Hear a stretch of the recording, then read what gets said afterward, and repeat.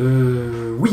Bon, l'épisode était correct, de l'action, des explosions, donc aujourd'hui, on va pas trop se plaindre, mais un peu quand même. On a enfin la putain d'explication sur la tronche étrange de Genya. Et bah c'est pas trop tôt, j'aurais eu le temps de devenir poussière. Ça avance à tâtons, mais ça avance. Dans cet épisode, on a également le flashback de Kanjori, le pilier de l'amour. Nous allons en parler en long, en large et en travers, mais avant tout, bonjour à tous et à toutes, mesdames et messieurs, et bienvenue pour cette review de l'épisode 10 de la saison 3 de Demon Slayer, générique.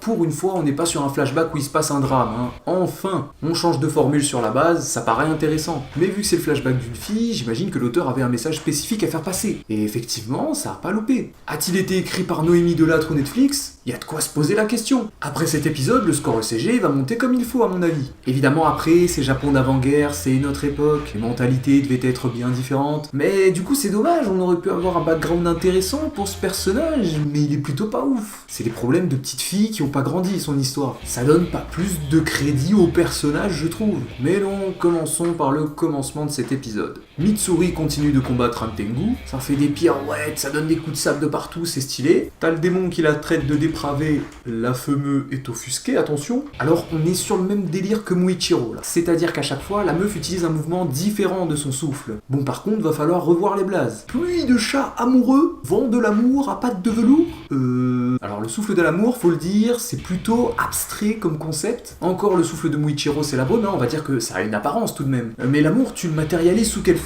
Tu fais apparaître des cœurs ? Regarde en face, t'as un Tengu, il te lâche arbre du karma infini, ça pète la classe. Elle pense alors avoir réussi à mettre le démon en difficulté, mais celui-ci lui envoie une attaque dévastatrice de plein fouet.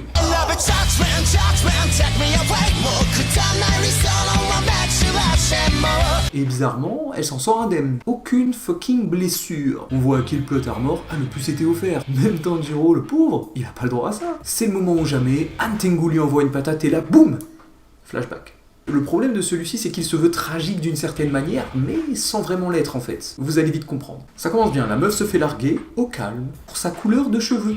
Alors que c'est une bombasse. Il a pas les yeux en face des trous le type, c'est bien pour ça qu'il porte des lunettes. Attention, on précise bien mariage arrangé, Je m'exprimerai pas plus là-dessus, mais on capte plus ou moins où ça veut en venir. La meuf à 14 mois, elle arrive à soulever des rochers de 15 kilos, Sartek. Elle bouffe plus que des sumo, carrément elle les prend tous au bras de fer et les ridiculise. C'est la fille cachée de Saitama, on va pas me la faire. Et la couleur de cheveux qui change subitement, c'est là juste parce qu'il fallait trouver un autre motif pour qu'elle soit rejetée. Ils disent que c'est parce qu'elle a mangé trop de mochi, il s'agirait de pas nous prendre pour des cons. À Skip, ses muscles sont plus denses que la moyenne, ce qui expliquerait sa grande force. Les darons ont juste mis des stéroïdes dans le biberon, y a qu'à moi que ça paraît évident. Petit timelapse, la jeune Mitsuri a alors un peu grandi et se rend compte qu'elle est bien différente des autres filles de son âge. Elle se demande si elle trouvera un mari, si elle trouvera quelqu'un qui l'accepte telle qu'elle est. On est dans le délire de la femme prisonnière de sa condition de femme, qui doit trouver un mari parce que c'est comme ça. Elle a peur d'être rejetée car, je cite, elle a un grand appétit, une grande force et elle a des cheveux de couleur bizarre. Alors, ça s'appelle être un personnage d'animé, t'en fais pas, c'est pas la fin du monde. Regarde Ichigo, il est bien roux, et a une puissance digne d'un dieu, pourtant ça l'a pas empêché d'avoir une gazelle, et même des fangirls. Je pourrais même te citer Hinata, elle bouffe plus de ramen que Naruto, et en plus elle est balèze. C'est pas pour autant qu'il lui a dit va chier connasse. Et à la limite, si elle était comme moi, qu'elle ressemblait à Monsieur Propre, je pourrais comprendre qu'elle se plaigne, mais t'as une putain de chevelure, sale pute. Évidemment, ça va plus loin que ça en fait, la meuf est à l'opposé total de tout ce qu'est la meuf séduisante dans les mœurs de l'époque, ce qui explique ses inquiétudes et ses craintes, mais faut reconnaître que ça fait tâche à côté des motivations des autres pourfendeurs. Parce que la meuf veut juste pouvoir mettre à profit ses talents, elle veut pas tellement sauver les gens, c'est une satisfaction personnelle. Dans l'idée, avoir un personnage qui nourrit ses seules ambitions et qui s'en fiche de sauver des vies, en vrai je dis pourquoi pas. On comprend alors les intentions derrière le personnage du coup. La jeune fille candide, très joyeuse, un peu frivole, s'avère être en fait une femme super forte, parce que girl power, je vous emmerde. Carrément elle se teint les cheveux d'une autre couleur parce que l'échec de son mariage arrangé l'a comme traumatisée. Donc limite il y a quelque chose que je comprends pas, tu vois, c'est qu'est-ce qui est pire entre avoir un mariage arrangé et être rejeté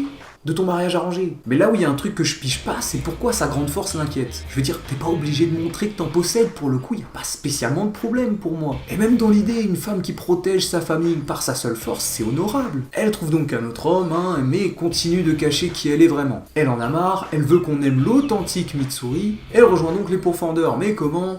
On n'en a aucune idée. Et fin du flashback. Je raconte très mal, je vous l'accorde. On retourne sur le combat. Tous les autres protègent Mitsuri et disent qu'elle est leur seul espoir. La meuf se sent glorifiée, enfin acceptée, et pendant ce temps-là, les autres vont s'occuper du corps original. Pendant qu'elle a un VS1 Antengu, qui remarque que damn, elle a la marque qui est apparue. Oh là là là là, je pense qu'on doit être beaucoup à s'être dit, hein. Et c'est vrai qu'au vu de son histoire, tu te demandes comment elle l'a activé. Chacun est sensible à sa manière, mais là non, c'est clairement le pouvoir du scénario. Mais la réaction du démon est plutôt intéressante. Il dit que cela ressemble au motif démoniaque. La marque aurait-elle un lien avec les démons ? Suspense, suspense. De leur côté, la bande à Tanjiro a réussi à retrouver le corps original. Et enfin, l'explication sur la gueule étrange de Genya. Le mec bouffe de la chair de démon, ce qui lui permet d'en devenir un temporairement. Par contre, évidemment, on se pose des questions, Comment se fait-il qu'il soit capable de faire ça ? Est-ce que tous les pourfendeurs peuvent le faire ? Et du coup, est-ce qu'il résiste au soleil ou pas ? On a beau avoir eu la réponse, il nous faut une autre réponse maintenant. On a également un début de flashback sur le corps original. Apparemment, on l'a toujours traité de menteur alors que c'est un être plein de bonté en fait. Une victime du destin. À voir où ça va nous emmener par la suite. Sur ce, mesdames et messieurs, c'était tout pour moi. C'était tout pour cet épisode 10. J'avoue être plutôt déçu du background de Mitsuri. Ça colle pas trop à l'univers. C'est clairement le message féministe de l'auteur à travers le personnage. Enfin plutôt, le personnage l'est elle-même. Donc voilà, épisode correct, mais vous me connaissez, il y a toujours de quoi chipoter. Merci à vous de m'avoir regardé. Sur ce, c'était le Sama, et je vous dis sayonara.